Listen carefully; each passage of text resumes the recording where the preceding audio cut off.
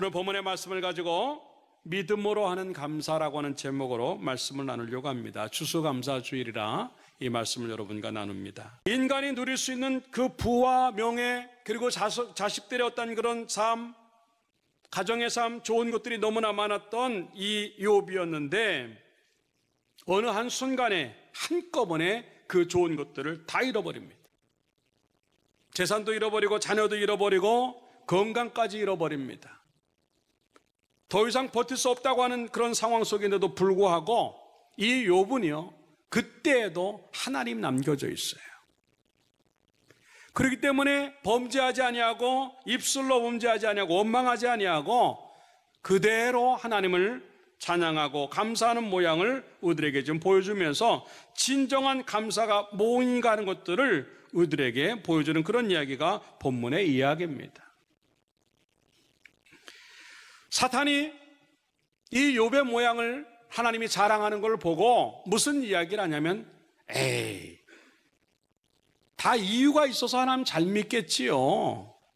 그 이유가 뭔가 본문 1장 9절의 말씀에 보니까 이렇게 말을 합니다. 사탄이 여호와께 대답하여 이르되 욥이 어찌 까닭없이 하나님을 경외하리까?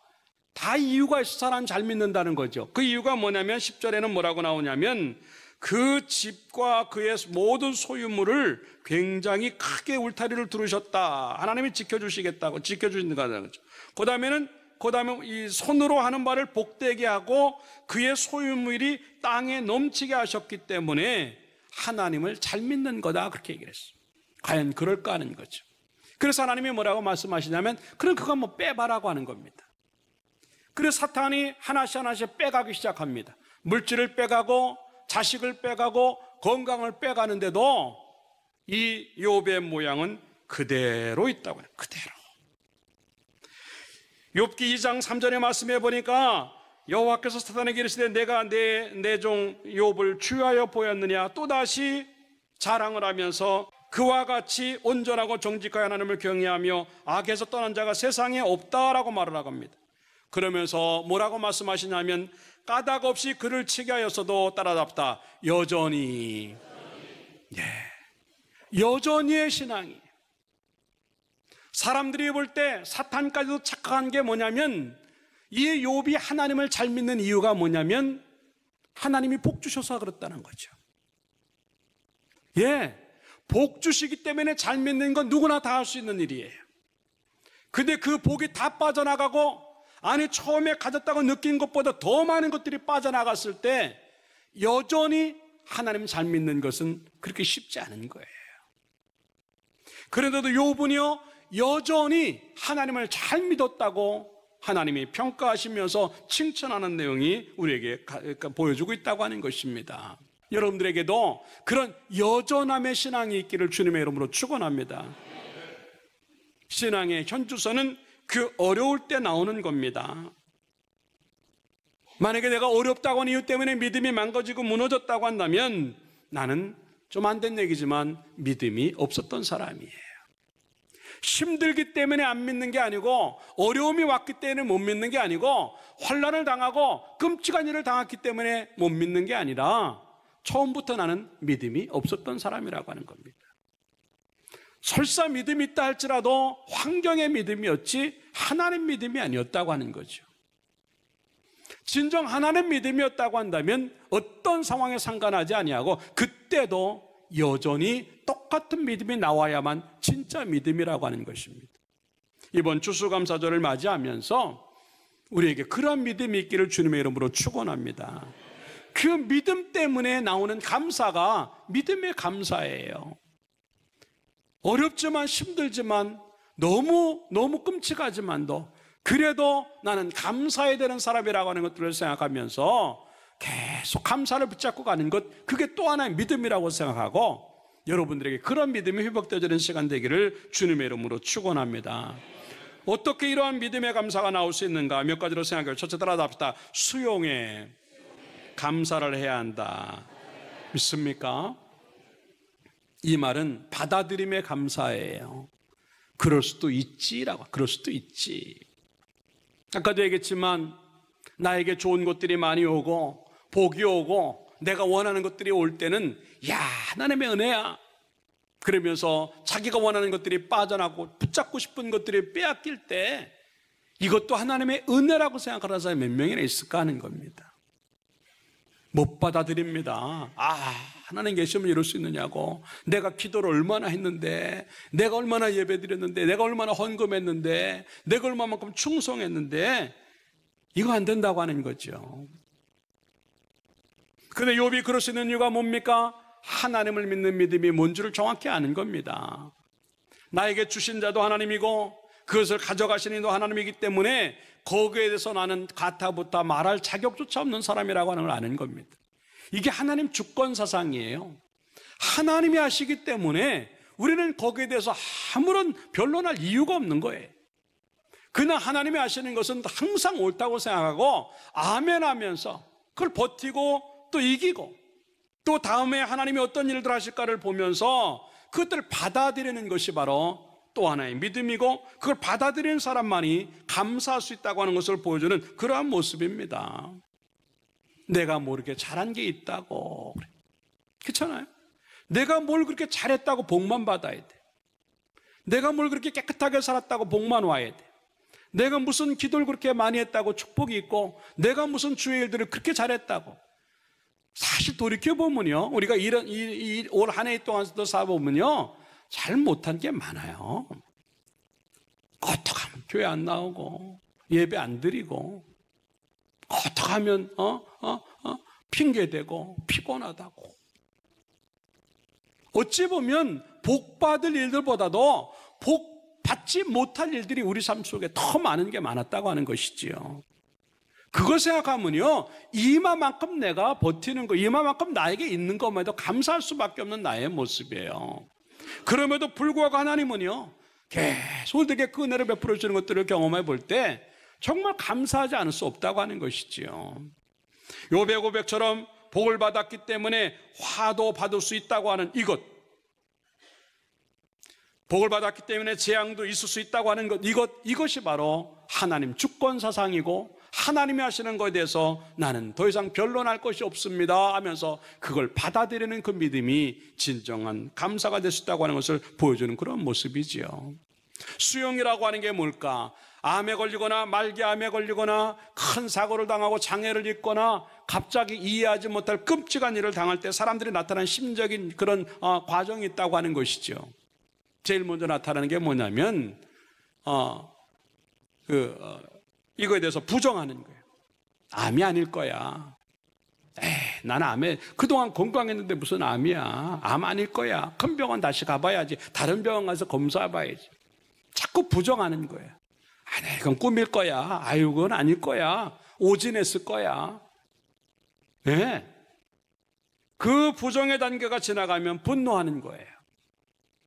당신 때문에 내 몸이 이렇게 됐다고.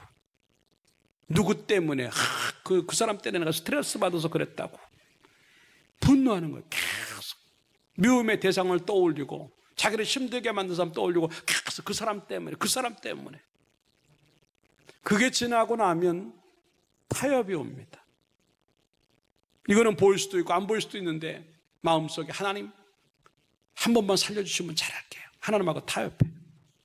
여태까지 우리가 그렇게 살았어요. 한 번만 도와주시면, 한 번만 도와주시면, 이번만 도와주시면 잘하겠다고. 또 식구들끼리도 여보 그동안 내가 미안해. 내가 앞으로는 잘할게. 그게 지나가면 또 잊어버리고 그 다음에 오는 단계가 우울한 감이 불안하고 이러다가 내가 죽는 거 아니야? 이러다가 큰일 나는 거 아니야? 그럼 그때 우울해져요. 그리고 불안해져요. 그럼 마지막 단계가 뭐냐면 수용의 단계예요. 이게 나에게 진짜 왔구나. 그럼 어떻게 살아야지? 그러면서 그때서부터 겨우 받아들이면서 그러면 살 수 있는 길이 뭘까? 특히나 신앙인들은 그래 내가 전에 잘못했는데 이제 믿음으로 살아야 되겠구나 하고 돌아서면서 그것들을 받아들이는 단계, 이 단계까지 오기가 이렇게 쉽지 않은 겁니다. 근데 욥이라고 하는 사람은요, 그 단계를 거치지 않냐고 그 어려움이 한꺼번에 몰려왔을 때 처음부터 받아들여요. 왜? 그 어려움에 하나님을 집어넣으니까 그걸 받아들일 수 있는 거예요. 인간의 이유 때문이었다면, 인간의 조건 때문이었다고 한다면 받아들이기 어렵습니다. 그런데 지금까지 살아온 게 하나님 붙들고 살아왔기 때문에 좋을 때도 그곳에 하나님이 계시게 했지만 어려운 때도 하나님이 그곳에 계시게 하고 그곳에 하나님을 집어넣으니까 바로 이게 하나님의 뜻일 수 있겠구나 생각을 하고 받아들이는 거예요. 물론 그런 일이 안 오는 것이 가장 좋겠지요. 그러나 어쩔 수 없이 왔다고 한다면 어차피 온 일인데 분노하거나 누구에게 책임을 전가하거나 불평하거나 원망하는 것이 아니라 어쩌면 하나님 뜻이겠을 수 있으니까 받아들이자라고 하는 마음으로 하나님을 구하는 그런 모습이 되는 것, 이게 진정한 의미의 믿음인 줄로 믿고 여러분에게 그런 은혜가 있기를 주님의 이름으로 축원합니다. 그래서 어떤 사람이 말하기를 인생은 10%의 사건과 90%의 그 사건에 대한 반응으로 산다, 그렇게 말을 했어. 별것 아닌 문제도 내가 부정적으로 반응을 하고 큰일 났다고 생각을 하면 그 별개하는 게 굉장히 커 보이는 것이고, 큰 문제가 들어와도 이까짓 건 뭐 이길 수 있지, 나는 믿는 사람이니까, 그렇게 생각하면 그 큰 문제도 그렇게 크게 안 보인다고 하는 의미지요. 그러니까 우리는 어려울 때 그 감사가 안 나오는 이유가 뭐냐? 그 어려움에 대해서 믿음으로 반응하지 않고 있다고 하는 증거라고 하는 겁니다. 다니엘의 세 친구들이 이제 금신상에 절하지 않는다고 하는 이유 때문에 풀무불 속으로 들어갑니다. 펄펄 끓는 불 속으로 들어가게 돼요. 그럴 때 그들의 고백이 그렇게 말합니다. 다니엘 3장 17절에 이렇게 말합니다. 왕이여, 우리가 섬기는 하나님이 계시다면 우리를 맹렬히 타는 풀무불 가운데서 능히 건져내시겠고, 하나님을 아는 거예요. 하나님은 어떤 상황에서 우리를 건져내실 수 있는 전능하신 하나님이라고 하는 거예요. 그렇기 때문에 거뜬히 이길 거라고 생각하고 그렇게 들어간다고 하는 거죠. 그런데 더 중요한 게 뭐냐면 18절에 이렇게 말합니다. 따라잡시다. 그렇게 하지 아니하실지라도, 전의 성경은 그리 아니하실지라도입니다. 하나님은 반드시 우리를 구원할 수 있는 능력의 하나님이지만 설사 우리를 구해내지 않는다 할지라도 나는 금신상에게 절하지 않습니다. 그리 아니하실 줄의 신앙이 여전히의 신앙이에요. 금신상에 절하지 않는 것 너무 소중한 일인데, 그렇기 때문에 하나는 우리를 무조건 구원해 주셔야 한다고만 생각하는 것, 거기까지가 평범이에요. 그 평범을 초월하는 건 뭐냐면 건져내지지 않으신다 할지라도 나는 그래도 믿음으로 반응하겠다고 하는 겁니다. 아까도 얘기했지만 물론 우리가 원하는 대로 그대로 오면 참 좋겠지요. 그러나 그렇지 않다 할지라도 내가 원하지 않는 것들이 들어오고 내가 원하는 것들은 오히려 빠져나가는 그런 상황이라 할지라도 나는 받아들이겠다고 하는, 그래도 감사하겠다고 하는 그런 믿음이 진짜 믿음이라고 하는 것들을 생각을 하고, 여러분들 그런 믿음이 만들어지기를 주님의 이름으로 축원합니다. 상황이 나쁠 때도 똑같은 믿음 나오는 것, 이게 진정한 감사의 사람이에요. 마태복음 6장에 보면 예수님이 겟세마네 동산에서 십자가를 앞두고 기도하는 내용이 나옵니다. 정말 땀방울이 핏방울이 될 때까지 몸부림치는 끔찍한 기도였고 목숨을 건 그런 기도였어요. 그럼에도 그 기도의 내용이 뭘까? 39절의 말씀에 보니까 이렇게 말합니다. 내 아버지여, 만일 할만하시오거든 이 잔을 내게서 지나가게 없소서. 그러나 따라합시다. 나의 원대로 마시옵고, 아버지의 원대로 하옵소서라고 말을 합니다.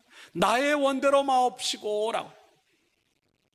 당연히 하나님이 나는 이렇게 소원하고 이렇게 원하지만 내가 원하는 대로 되지 않는다 할지라도 나는 아버지의 뜻을 따르겠습니다라고 하는 거예요. 이 고백이 수용의 감사예요. 너무나 많이 우리들의 삶들은 그렇게 돼야만 감사하는 거예요.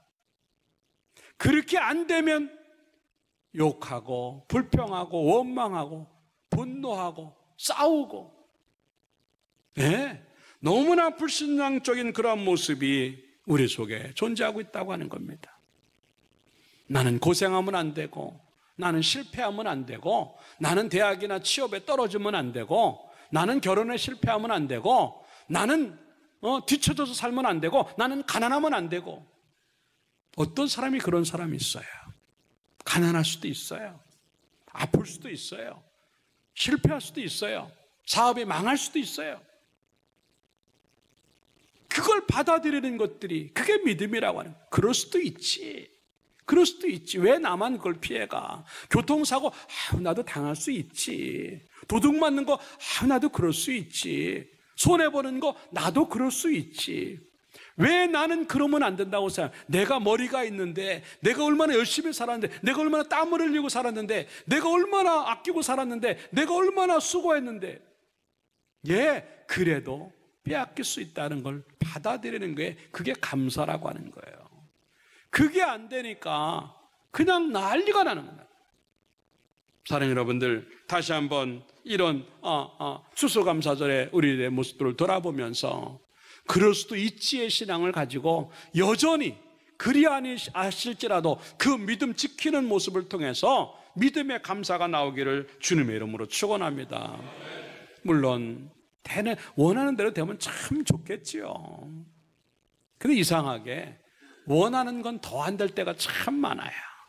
꼭 이루어져야 되는데 그게 안 될 때가 있고, 그렇게 기대를 했는데 안 될 때도 있어요. 그렇지만 그때도 하나님이 그곳에 계시니까 그 하나님을 그 어려운 현장에 집어넣으면서 하나님이 뜻이 계시겠다고 하는 것들을 받아들이면서 그것을 감사할 수 있는 우리의 모습이 만들어지기를 주님의 이름으로 축원합니다. 두 번째 따라서 합시다. 만족에 감사를 해야 한다. 남겨진 것에 대해서 감사하는 거예요. 이 욥은요, 다 빼앗긴 상황에서 뭐를 하냐면 예배 자리로 들어갑니다. 예배가 안 돼 정상이에요. 그리고 찬송을 부르기 시작합니다. 찬송이 안 나와야 정상이에요. 물론 그가 얼마나 힘들었는가 20절에 보면 이렇게 말합니다. 욥이 일어나 겉옷을 찢고 머리털을 밀고, 이거는요 극한 슬픔을 이야기하는 거예요. 누구도 이해하지 못할 슬픔이 그 속에 담겨 있는데도 그 다음에 뭐라고 말을 하고 있냐면, 따라서 합시다. 엎드려 예배하며. 그 힘든데도 예배 자리로 자기의 삶을 끌고 들어가는 거예요. 그 어려움조차도 고난조차도 극한 슬픔을 마음에 담고도 예배 자리로 가는 거예요. 그리고 찬송하기 시작해요. 주신 이도 하나님이고 거두신 이도 하나님인데 21절에 다같이 따라 합시다. 여호와의 이름이 찬송을 받으실지니이다. 믿습니까? 이게 신앙의 고백이에요. 우리의 문제가 뭐냐면 조금만 어려우면 예배당에 안 온다는 거죠. 우리는 예배 자리가 그렇게 소중하지 않아요. 왜? 하나님이 없기 때문에. 욥은요 지금 감사할 상황이 아니에요. 어느 정도의 상황이냐면 욥기 2장 7절의 말씀에 보니까 사탄이 여호와 앞에서 올라가서 욥을 쳐서 그의 발바닥에서 정수리까지 종기가 나게 했다. 머리끝부터 발끝까지요. 이 부분 한 부분만 어디가 좀 문제가 생겨도요 보통 어려운 게 아니고, 어디 긁고 싶어도요 꼭 소리 안 닿는 데만 더 가렵잖아요. 그거 어려운 것처럼 해도 어려운데 온 몸이 그렇게 돼서 2장 8절에 가서 뭐라고 말하고 하냐면, 제 가운데 앉아서 질그릇 조각을 가져다가 몸을 긁고 있더니, 한번 머릿속에 그걸 한번 그려봐요. 사기 그릇을 깨가지고 그 조각을 가지고 자기 몸을 긁어도 해결이 안 되는 그 몸을 갖고 있는, 그것도 1, 2년 그런 게 아니라 70년 동안을 긁고 앉아있다고 한번 생각해 보세요. 이럴 때 감사가 나오겠어요? 안 나옵니다. 며칠 동안은 되고 몇 년 동안은 될지 몰라도 김병희 효자 없다고 70년 동안을 머리부터 발끝까지 계속 긁는다고 한번 생각해 보세요. 이게 감사가 될 상황이 아니에요. 우리가 그냥 욥이 감사했구나, 그게 이렇게 간단한 문제가 아니라니까요. 여러분 70년 동안 긁은 사람 한번 손 들어보세요. 70년 살지도 못한 사람들이 많은데 태어나면서부터 죽을 때까지 한번 긁고 산다고 한번 생각해 보세요. 못 삽니다. 그럼에도 불구하고 그 몸을 가지고 계속 예배의 자리로 가고 계속 찬송의 자리로 가고 기도의 자리로 가는 그 욥의 모습이야말로 하나님을 믿는 그 믿음이 뭔가를 우리에게 열심히 보여주는 거예요. 우리는 꽂아가면 있던 것들도 전부 세상으로 끌고 나가는데 인간적인 것들로 끌고 나가서 내 것만 소중하게 생각하고 하나님 걸 금방 잊어버리는데, 여러분들 이제는 우리 속에 믿음이 주어져서 어렵고 힘든 것도 기도의 자리로 끌고 나가고 예배 자리로 끌고 나가고 십자가 앞으로 말씀 앞으로 끌고 나가기를 주님의 이름으로 축원합니다. 그럴 때 만족의 감사가 돼요. 아직도 충분해. 아직도 충분해. 뭐가 충분해요? 지금 이 욥은 고백하기를 알몸이라고 좀 고백. 알몸. 좀 더 극한 말로만 하면 알거지가 된 거예요. 알거지가. 알거지가 되었는데도 불구하고 지금 감사하는 거예요. 그게 어떻게 될까? 될 수 있어요. 왜? 믿음이면 그렇게 될 수 있다고 하는 것을 우리에게 보여주는 거예요. 그거에다가 더 힘든 거 뭐였냐면 그 아내 때문이었어요. 유일하게 남겨있는 피부친데 자기 아내인데 오히려 위로가 안 돼요. 뭐라고 말하냐면 이 2장 9절에 이렇게 말합니다. 그의 아내가 그에게 이르되 당신이 그래도 자기의 온전함을 굳게 지키느냐? 하나님을 욕하고 죽으라. 이건 뭐 부인도 아니죠. 이 정도면. 근데 오죽하면 그렇게 얘기했겠어. 70년 동안 그 모습을 보면서 지쳤어. 하나님이고 뭐고 없어. 차라리 그냥 당신이 믿는 거 하나님 욕하고 죽어. 우리 다 죽자. 이거나 마찬가지. 심정은 이해가 가지만 이렇게 말할 때도 욥은 뭐라고 말하는 줄 아십니까? 욥기 2장 10절에 그가 이르되 그대의 말이 한 어리석은 여자의 말 같도다. 우리가 하나님께 복을 받았은즉 화도 받지 아니하겠느냐고. 따라합시다. 이 모든 일에 욥이 입술로 범죄하지 아니하니라. 할렐루야. 이게 가능하냐고요. 어리석은 여자라고 하는 말은 믿음 없는 여자라고 하는 말입니다. 세상의 방식으로 똑같이 말하는 여자라고 하는 겁니다.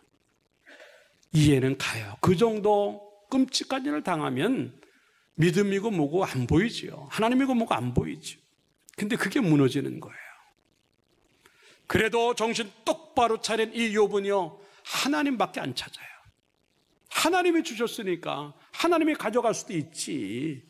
어떻게 너 받을 때만 좋다 그러고 그거 없어졌다 그래서 금방 불평해? 그게 무슨 하나님 믿는 거야? 지금 그 얘기라는 거예요. 여러분들, 우리의 말이 어떤가? 그게 곧 믿음이에요. 말투만 보면 내 믿음의 현주소를 알아요. 불평의 말이 나오는지, 원망을 하는지, 부정적인 말을 하는지, 비난하는지, 험담을 하는지, 뒷담화를 하는지, 거짓말을 하는지, 욕을 하는지, 저주를 하는지, 내 입술에서 나오는 걸 보면 내 믿음을 아는 거예요. 여러분들의 입술이 믿음의 입술이 되길 주님의 이름으로 축원합니다. 긍정하고 감사하고 칭찬하고 격려하고 응원하고 이러한 말투가 있기를 주님의 이름으로 축원합니다. 근데 우리는요, 어렵다고 하는 이유 하나 때문에 그걸 다 빼앗기는 거예요. 근데 문제는 뭐냐면 내가 불평하는 걸 하나님이 들으신다고 하는 거예요. 민수기 14장 27절의 말씀해 보니까 나를 원망하는 이 약한 회중에게 내가 어느 때까지 참으랴. 이스라엘 자손이 나를 향하여 원망하는 바 그 원망하는 말을 내가 들었노라. 그러면서 28절에는요, 너희 말이 내 귀에 들린 대로 내가 너희에게 행하겠다. 그러면서 그 원망하는 사람은 다 시체가 되고 죽겠다 말을 하고 하나님이 들으신다고 하는 거예요. 그렇기 때문에 우리는 함부로 말할 수 없어. 내가 원망하는 그 말이 내가 그렇게 원했던 가나안을 빼앗기는 거예요. 내가 원망했던 그 말 한마디 때문에 내가 그렇게 원했던 행복을 빼앗기고, 내가 그렇게 원했던 돈을 빼앗기고, 내가 그렇게 잡고 싶었던 성공을 빼앗기는 거예요. 왜 안 될까? 어쩌면 나의 불평이 아직도 놓여 있는 거예요. 이번 추수감사절에 여러분 속에 있는 불평이 빠져나오기를 주님의 이름으로 축원합니다. 감사는 해요. 감사 안 하는 건 아니에요. 그런데 감사도 하면서 불평도 같이 하고 있다는 게 문제예요. 이제는 감사만 하고 불평을 빼기를 주님의 이름으로 축원합니다. 그 불평 때문에 다 잃어버리는 거예요. 그래서 어떤 신학자를 말하기를요, 축복은 감사의 문을 통해서 들어오지만 불평의 문을 통해서 그 축복이 빠져나간다 그랬어요. 어찌 보면 내 스스로가 불평 때문에 내 복들을 전부 빼내고 있는지도 모르겠다고 하는 것이지요. 다시 한번 남의 탓으로 돌리지 말고, 뭐 어떤 거 그렇게 하지 말고, 여기는 지금 욥이 옆에서 아내가 막 그렇게 충동질을 하는데도 남의 탓하지 않아요. 그냥 내 믿음 내가 지키는 거예요. 누구 때문에 내가 무너졌다 말하지 않아요. 그냥 설사 가장 가까운 사람이 나를 힘들게 해도 나는 그냥 감사하는 거예요. 왜? 불평이 또 하나의 죄가 되는 거예요. 오늘 본문의 22절의 말씀해 보니까 범죄하지 않았다 그렇게 말을 하고 원망하지 않았다는 말을 하면서 불평과 범죄를 똑같은 수준에 놓고 있어요. 곧 불평하는 것은 죄를 더하는 거예요.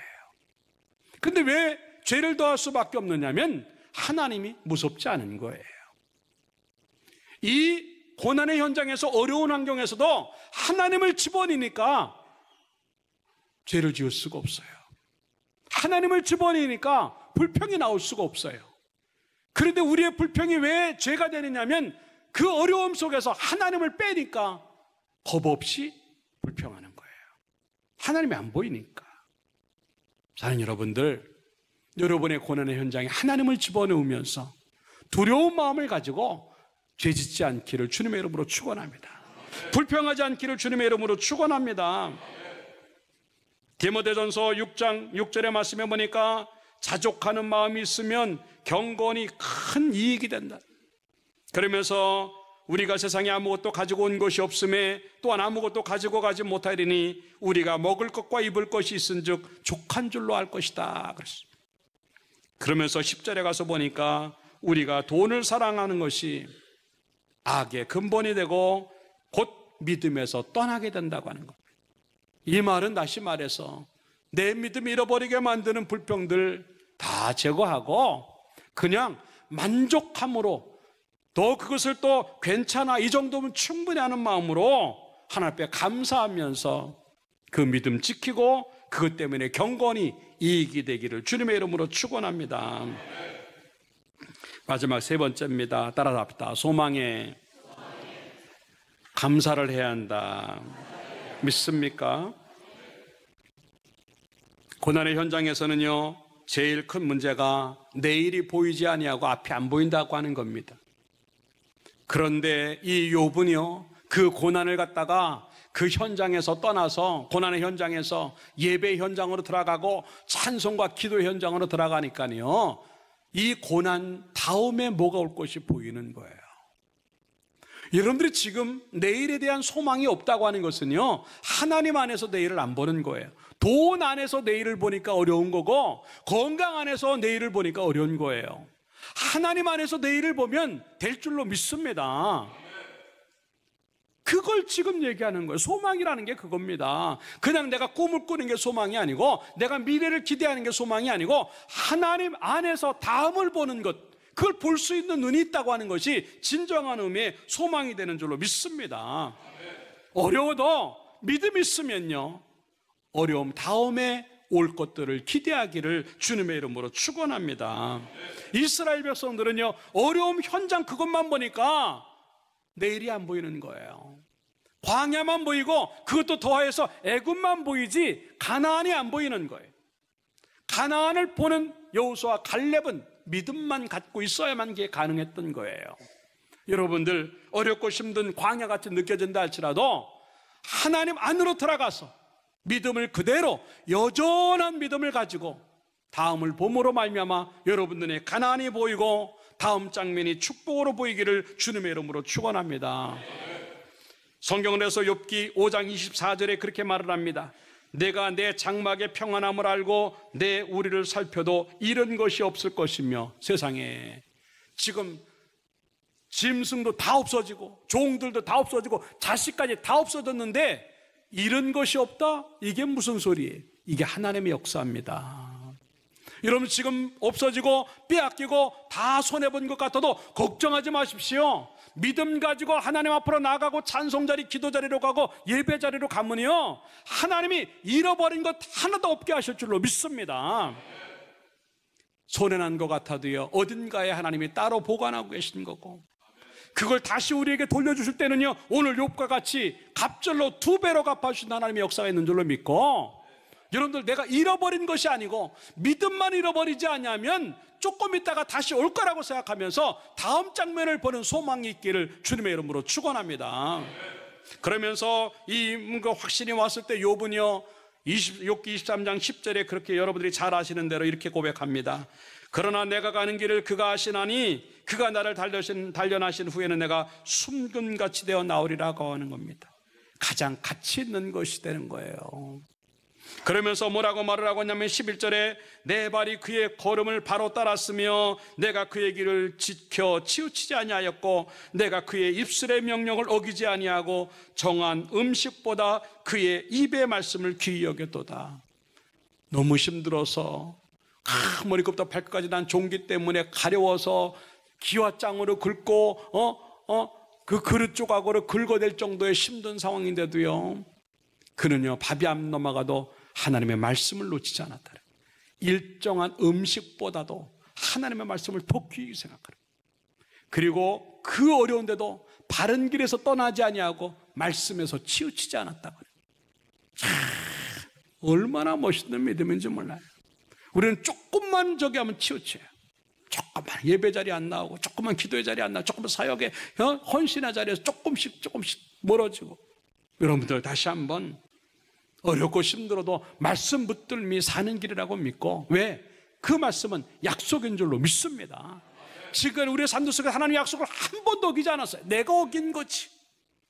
그때는 말씀대로 이 욥이 그런 것처럼 그 말씀을 끝까지 붙잡고 살면 말씀대로 이루어지는 줄로 믿고, 악착같이 어려워도 그 믿음 갖고 예배 자리로, 찬송의 자리로 나가기를 주님의 이름으로 축원합니다.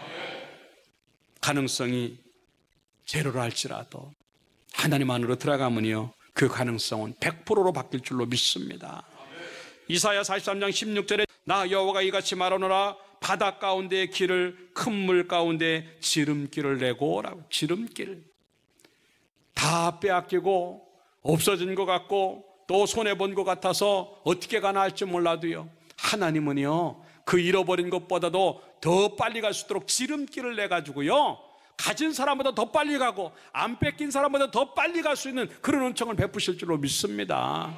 그것도 안 되니까 19절에 가서 보니까 보라 내가 새 일을 행하리니 라고 기록을 해요. 새 일을 행하리니.